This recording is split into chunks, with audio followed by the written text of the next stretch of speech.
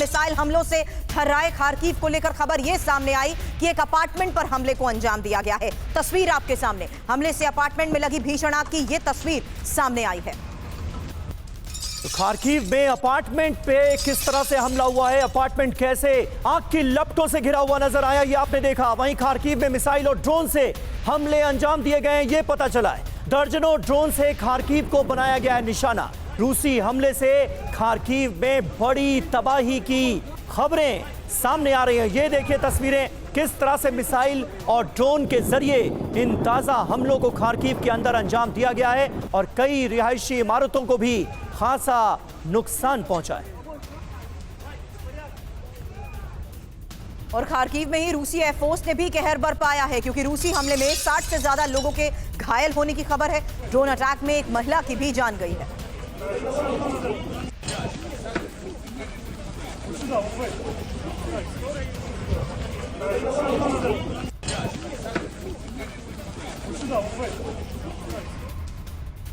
और खार्किव में कई जगहों पर रूस का हमला हुआ है। ड्रोन और गाइडेड बम से बड़े हमले को अंजाम दिया गया है। रूसी एयरफोर्स के हमले में खार्किव के अंदर बड़ी तबाही की जो तस्वीरें सामने आ रही हैं वो तस्दीक कर रही हैं कि इस बार हमले कितने जबरदस्त तरीके से अंजाम दिए गए हैं और एक के बाद एक हुए हमलों ने खार्किव शहर को दहलाकर रख दिया है। कई जगहों पर रूस का हमला हुआ है। तस्वीरें आप देखिए, किस तरह से जो अपार्टमेंट्स हैं, जो रिहायशी इमारतें हैं, उनको बनाया गया है निशाना।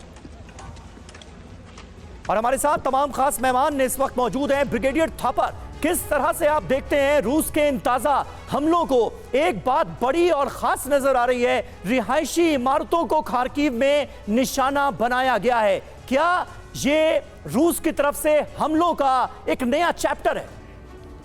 देखिए, आपको याद होगा कुछ दिन पहले यूक्रेन ने रशिया में अटैक किया था, जो आपके डिस्कशन में मैंने कहा था कि 80 साल बाद रशिया में किसी मुल्क की फौज ने एंट्री की है। तो रशिया के लिए रशिया यूक्रेन से एक स्ट्रॉन्गर मुल्क है, सुपर पावर है।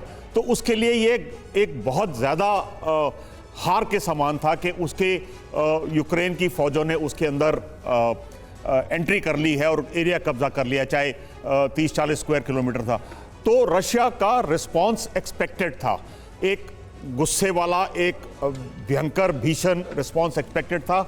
और मैं वही देख रहा हूं कि पुतिन को अपनी इज्जत, अपनी जो उसकी स्टेक पे लगी है उसके चलते उसको ये करना था और ये चलता रहेगा जब तक कि यूक्रेन को वहाँ से खदेड़ा नहीं जाता और यूक्रेन का इक्विवेलेंट पोर्शन कैप्चर नहीं किया जाता और यूक्रेन को नीज पे नहीं लाया जाता। तो मैं समझ ये एक्सपेक्टेड लाइंस पे कई महीनों से नहीं हो पाया सर, क्योंकि यूक्रेन भी जिस तरीके से रूस के सैनिकों को वहां से खदेड़ने में कामयाब रहा है, दावे यूक्रेन की तरफ से भी किए जा रहे हैं कि वापस कुछ इलाकों पर वो कब्जा करने में कामयाब रहा। लेकिन अभी फिलहाल खबर खार्किव में विनाश के रूस के राउंड 2 की, इसलिए क्योंकि खबर आई खार्किव में रूस के उस बड़े हमले को लेकर जहां सीरियल अटैक हुआ, मिसाइल अटैक, ड्रोन से ताबड़तोड़ हमले, गाइडेड बॉम्ब से लगातार हमले अलग अलग जगहों पर किए गए हैं। समीर जी हाँ, और अलग अलग जगहों को बनाया गया है निशाना। लेकिन खास बात यह कि टारगेट पर रिहायशी इलाके भी रहे, कई अपार्टमेंट्स जिनकी तस्वीरें लगातार TV9 भारतवर्ष आपको दिखा रहा है। इन अपार्टमेंट्स में बड़ी तबाही मची है।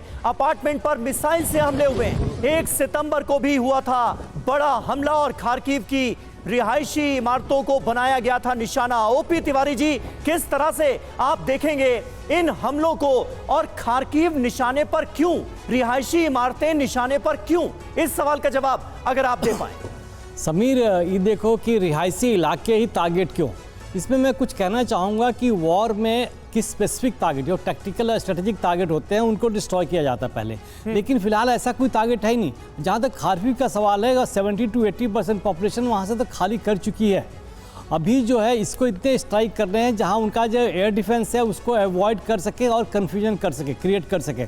जिस तरीके से यूक्रेन कोशिश कर रहा है अपने सैकड़ों ड्रोन्स भेज के और कई मॉस्को में कई देशों में पहुंच रहा है, डैमेज कम होता है, लेकिन एट द सेम टाइम जैसा अभी थापर साहब बता रहे थे, रशिया चाहता है कि मेरा जो डैमेज है, मैं जो भी लॉन्च करूँ वो डैमेज मल्टीफोल्ड हो, जिसका असर पड़े वहाँ पर। तो इस तरीके से एक स्पेसिफिक टारगेट लेना, वो तो करीब करीब काफ़ी कुछ डिस्ट्रॉय कर चुका है। तभी जो वॉर में में सब कुछ फेयर होता है, तो जनरल बॉम्बिंग या कारपेट बॉम्बिंग जब भी होती है जिस तरीके से की जाती है ताकि पूरा डिस्ट्रॉय किया जा सके और एनिमी के ऊपर प्रेशर आ सके। तो ये जो जितने मिसाइल्स और बॉम्ब्स आएंगे, आप कहें कि खाली वो मतलब उनकी आर्मी पर या उनके जो ड्रोन बनाने की फैक्ट्री है या उन पे ही किया जाए, ये ऑल अक्रॉस जाएगा ताकि यूक्रेन में फर्दर कन्फ्यूजन हो सके। बिकॉज इस शहर में उनको पता ही नहीं है कि यूक्रेन की फौज कहाँ छिपी हुई है, तो कैसे अवॉइड करेंगे। अब जहाँ तक ये मल्टी स्टोरी बिल्डिंग आप जो भी दिखा रहे हो, रिहायशी इलाका काफ़ी कुछ खाली पड़े हुए हैं। एक दिन मनीष जी बता रहे थे कि सब कुछ खाली हो चुका है, अब खाली यूक्रेनियन फोर्सेज हैं। तो अभी असर दिखाना है कि तुम्हारे जो ड्रोन जा रहे हैं हमारे पर मॉस्को में, उसका उतना असर नहीं होगा, उसका मेनी फोल्ड असर आप करेंगे। दिखा देते हैं, क्योंकि खबर है कि इसी हमले के बाद लोग अपार्टमेंट में भी फंसे रहे, लोगों को रेस्क्यू किया गया।